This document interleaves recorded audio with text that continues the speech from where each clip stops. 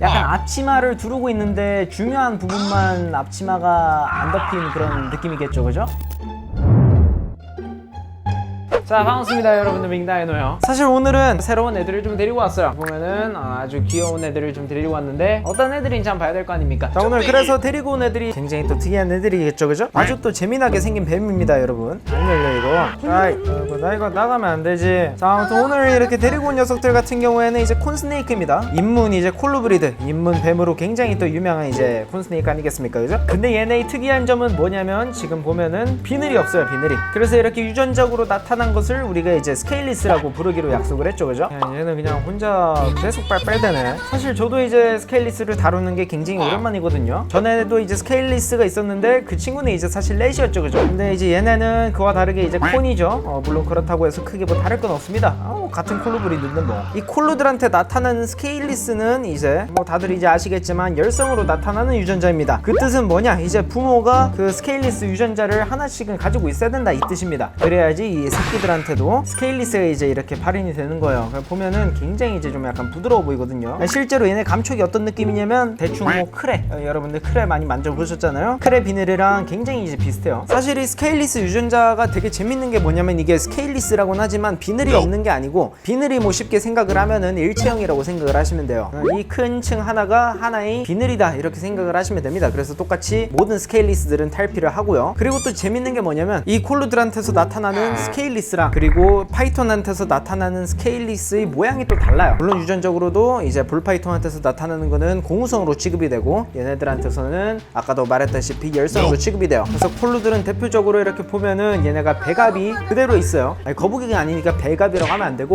배비늘이라고 하죠. 배비늘. 이제 배 부분에 있는 비늘은 그대로 유지가 되면서 등에 있는 비늘이 날아간다, 이렇게 생각을 하시면 되는데, 또 특이한 점이 개체에 따라서 비늘이 남아있는 부분이 있어요. 어떤 애들은 이제 척추 라인 쪽으로 해가지고 남기도 하고, 몇몇은 뭐 머리에도 남기도 하고 뭐 볼에도 남기도 하고, 그런 또 재밌는 사실들이 있습니다. 완전히 이제 비늘이 또 없어지는 부분이 아니죠. 그리고 또 제가 이제 스케일리스를 굉장히 좋아하는 부분이 뭐냐면 얘네들한테서 나오는 이 무늬, 패턴이죠.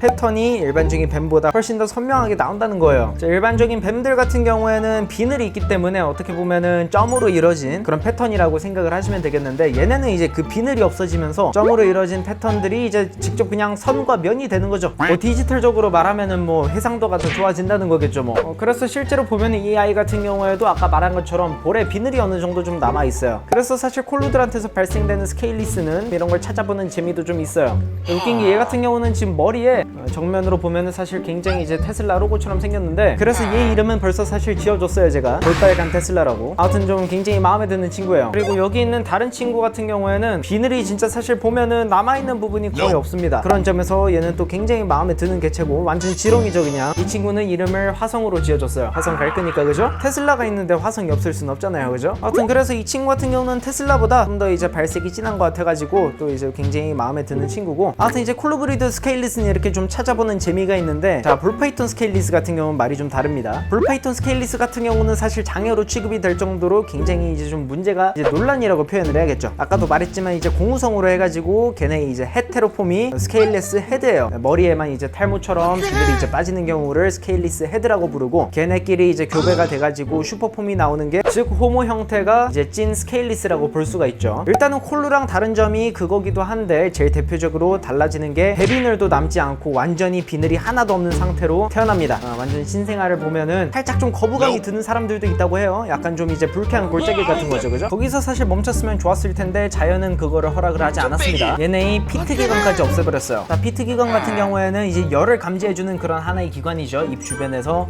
콧구멍처럼 뚫려있는 이 기관들이 바로 피트 기관인데, 안 그래도 밥 먹기 힘든 볼파이톤들한테 이런 기관을 뺏어가니까 사람들이 이제 뭐라고 하죠. 배비늘도 없으니까 얘네는 이동하는데 어려움을 겪을 것이고, 그리고 피트 기관이 없으니까 얘네는 제대로 사냥을 못할 거다, 떼지를 하면서 이거를 뽑은 사람한테 뭐라고 합니다. 근데 그 이후로도 스케일리스 볼파이톤이 브리딩이 되면서 얘네가 정상적으로 먹고 싸고 움직일 수 있다는 것이 증명이 됐어요. 아무튼 뭐 스케일리스 헤드라고 해도 뭐 국내에는 많지 않으니까 좀 이제 먼 나라 얘기 같을 겁니다. 실제로 먼 나라 얘기가 맞죠. 아무튼 그러면서 또 이쁜 스케일리스 볼파이톤 모프들이 좀 많이 나오고 아주 그냥 침 질질 흘리면서 환장의 개체들이 많이 나왔죠. 아무튼 제가 그래가지고 스케일리스를 굉장히 좋아하는데 얘네의 유일한 단점이 있어요. 총배설광을 덮어주는 비늘이 날아가게 됩니다. 약간 앞치마를 두르고 있는데 중요한 부분만 앞치마가 안 덮인 그런 느낌이겠죠, 그죠? 그렇게 좀 상상하니까 좀 그렇긴 한데, 그래가지고 이 단점이 뭐냐면 얘네 이제 좀 사이즈 있는 애들을 좀 핸들링을 하고 손에서 냄새를 맡아보면은 아주 좀 다시는 냄새 맡고 싶지 않은 그런 향기가 납니다. 아무튼 이 두 스케일리스는 제 손에서 아주 그냥 이쁘게 클 거고요. 스케일리스는 사랑입니다.